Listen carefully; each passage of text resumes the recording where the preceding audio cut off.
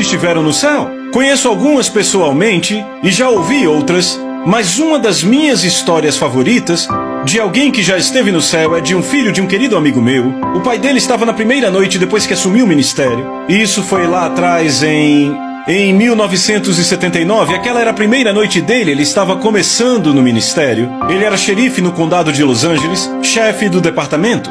Então ele deixou o trabalho como xerife, e ele era um cara enorme, quase 2 metros, um cara grande, e ele estava na primeira noite do seu ministério, tinha voltado de uma pregação. Ele entra em sua casa e a morte estava em todo lugar. E ele disse que conhecia a morte porque por causa do trabalho dele ele já tinha estado com ela várias vezes. E lá estava a esposa abaixada, num canto da escada ali, chorando e dizendo Jesus, Jesus.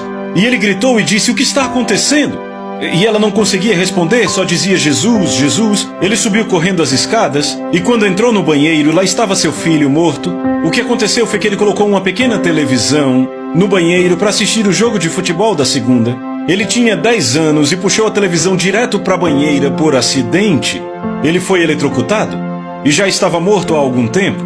Como policial, ele tinha treinamento em ressuscitação. Ele percebeu as pupilas da criança totalmente dilatadas, a pele dele azul e ele gelado.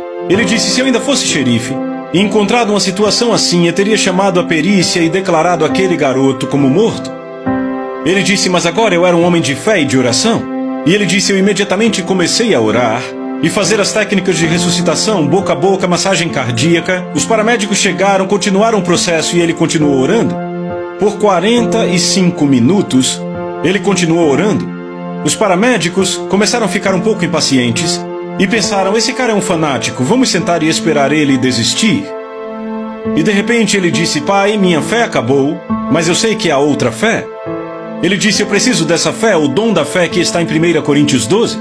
Ele disse, eu preciso dela agora. Ele disse que assim que ele disse isso, percebeu algo tocando no topo da cabeça. E ele disse que ele sentiu descendo pela cabeça assim. Ele disse, quando chegou na minha boca, de repente eu olhei para o meu filho e eu gritei bem alto, você viverá e não morrerá em nome de Jesus. De repente aquela máquina, o monitor, começou pip, pip, pip. Os paramédicos ficaram malucos, descontrolados. Agarraram a criança, desceram as escadas com ele e quando chegaram na ambulância, a pele dele já estava da cor normal. Suas pupilas voltaram ao normal e ele ficou, meu Deus, temos um milagre, o meu filho está vivo.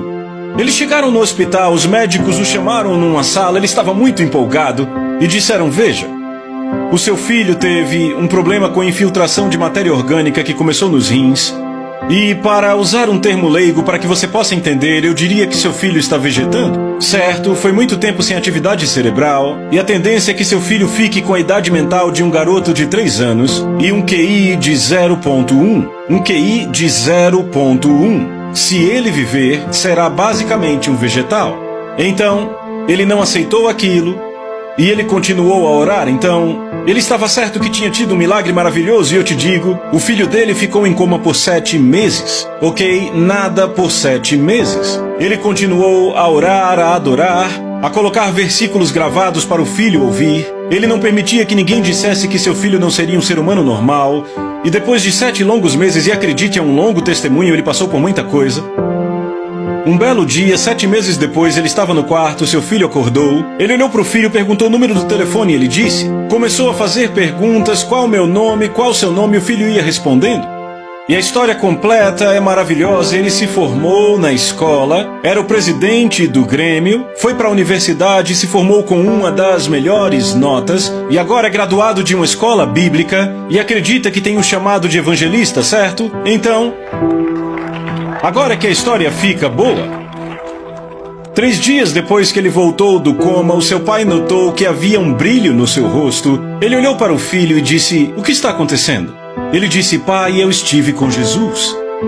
Ele disse, quando a TV caiu na banheira, eu não senti nada. Ele disse, um anjo enorme, agarrou o meu braço direito e me puxou para fora do meu corpo.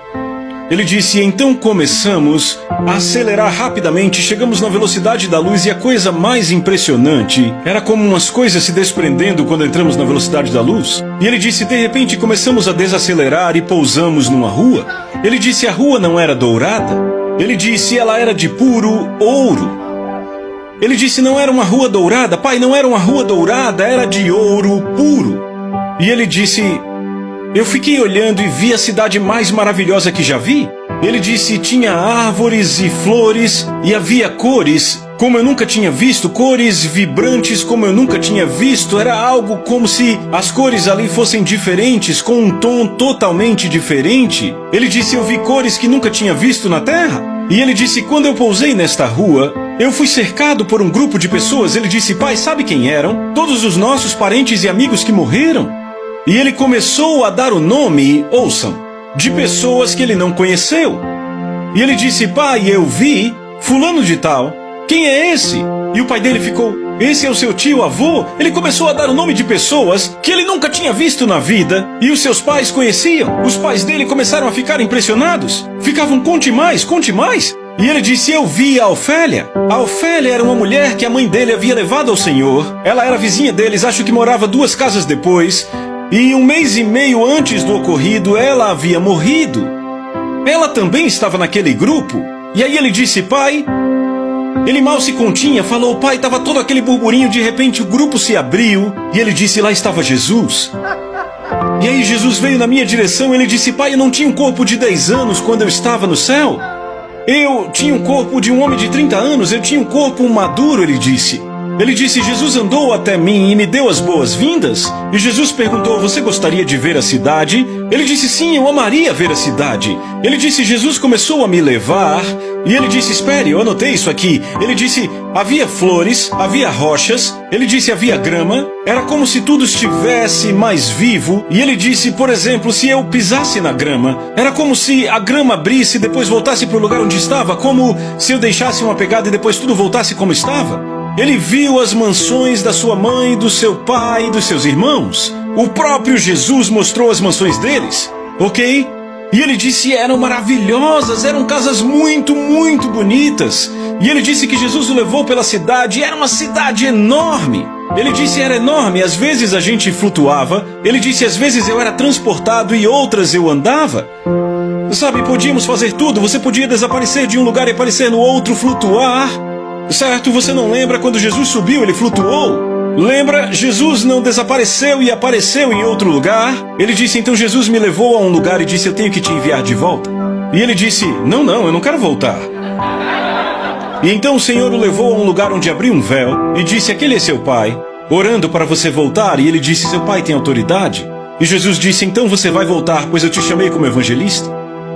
E aí quando ele voltou, olhou para o pai e disse, se isso acontecer de novo, não me chame de volta. Sabe, isso é divertido, mas eu descobri que a maioria das pessoas que experimentou o céu não queria voltar. Porque ouço o que Paulo diz em Filipenses 1:23 na versão ampliada. Ele diz, meu intenso desejo é partir, ser livre deste mundo, seguir adiante e estar com Cristo. Isto é muito, muito melhor. Note, ele não diz que é melhor. Ele não diz que é muito melhor, ele diz que é muito, muito melhor. Por que Paulo diz isso? Porque ele esteve no céu. Ele viu o céu. Por isso que Paulo pôde dizer é muito, muito melhor do que estar aqui. Estão comigo? Agora, como já mencionamos, nós somos um espírito, temos uma alma e habitamos num corpo. E como eu já disse em horas anteriores, quando nascemos de novo, o que acontece? O nosso espírito se torna uma nova criação, certo? Somos um indivíduo completamente novo, nascidos de novo, naquela hora, naquele momento, a imagem de Cristo. Nosso espírito é perfeito. Somos exatamente como ele é aqui na terra, certo? Certo, 1 João 4,17, porque assim como ele é, assim somos nós aqui neste mundo, correto? A Bíblia diz que quando ele vier, nós o veremos e o conheceremos porque seremos como ele é. Nossos espíritos são feitos à imagem de Cristo assim que nascemos de novo. Mas uma vez que nascemos de novo, aí é que começa o processo de salvação da alma. Repitam, alma. O que é a sua alma? Sua alma é sua o quê? Sua mente, sua vontade, suas emoções. Podemos dizer seu intelecto, sua vontade e suas emoções. Certo? Então, uma vez que você nasce de novo, aí começa o processo de salvação da sua alma.